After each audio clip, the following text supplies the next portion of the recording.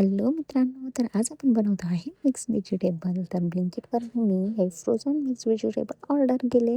त्यानंतर मिक्सरमध्ये घेतले खडे मसाले. खडे मसाल्यामध्ये होते पान, खोबरं, धने, कलमी, भेंडी असा हा आपला मिक्सर तयार झाला. त्यानंतर कढईमध्ये तेल गरम केलं आणि मोहरी, जिऱ्याची फोडणी दिली. त्यानंतर लसण टाकले.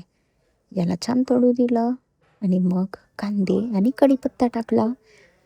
याला पण छान शिजू दिलं. मग टाकला हा आपला पावडर.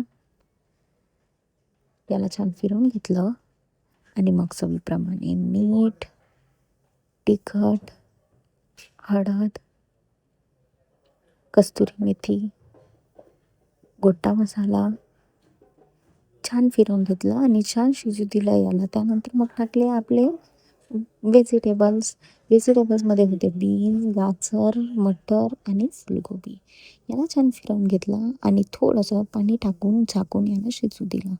तर अशी झाली आपली मिक्स व्हेजिटेबल भाजी तयार. तुम्हाला कधी वाटली ही रेसिपी मला कॉमेंट करून नक्की सांगाल आणि एकदा नक्की ट्राय करून बघा. सोबतच चॅनलला सबस्क्राईब करायला विसरू नका. Bye bye.